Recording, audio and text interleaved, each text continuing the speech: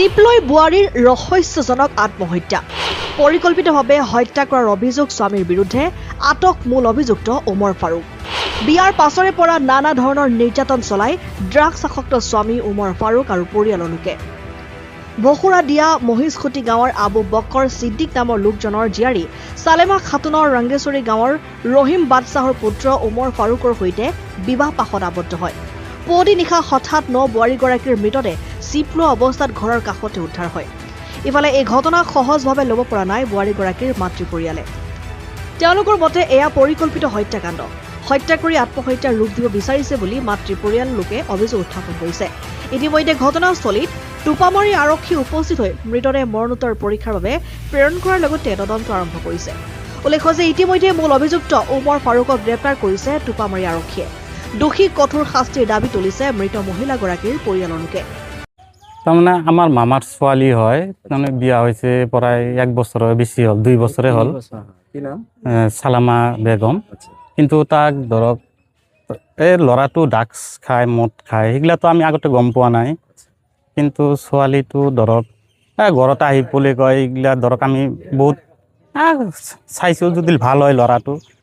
কিন্তু আজি ধৰক এসপ্তাহ হ'ল হেৰিৰ পৰা আহিছে হায়দৰাবাদৰ পৰা আহিছে দুটাই আহি পেলাই মাকৰ ঘৰত আছিল 2 দিন তাৰপিছত সৰু ঘৰত গেল সিহঁতে ধৰক তামাম অত্যাচাৰ কৰিছে ৰাতিও ফোন কৰিছিল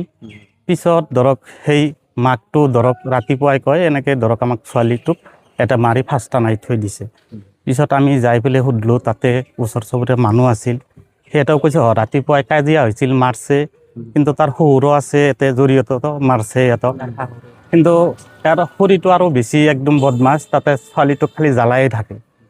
কিন্তু বিয়াৰ পাছৰ পৰা নিৰ্যাতন চলাইছে চলাইছে পিছত আমি তাক বহুতখিনি পইচাও দিছিলোঁ যে চলি খাবৰ কাৰণে পিছত সি ড্ৰাগছে খাই খালি পিছত আৰু তাৰ দেউতা ইয়াৰ মাজত গৈছিল পইচাৰ কাৰণে ঘৰত আমি দিয়া নাই তে এনেকুৱা ড্ৰাগছ খায় এই ল'ৰাটোৰ দেউতাই গৈছিল ফাৰুক আহমেদ ল'ৰাটো ওমৰ ফাৰুক গৈছিল তাৰ দেউতা গৈছিল পইচা দিয়া নাই আমি এনেকৈ মাৰ দূৰ কৰে খায় আমি কৈছোঁ তহঁতৰ পইচা ইনকাম কৰি দিম আমি পিছত ইয়াতে ধৰক আকৌ পইচা খুজিয়ে যায় সেইকাৰণে আজি ধৰক যিটো কাজিয়া লাগছিল ইয়াতে ধৰক মাৰি পেলাই পিছত ইয়াতে ফাঁচ লগাই থৈ দিছিল আমি যাই শুনা পাওঁ পিছত এইখিনিয়ে ঘটনা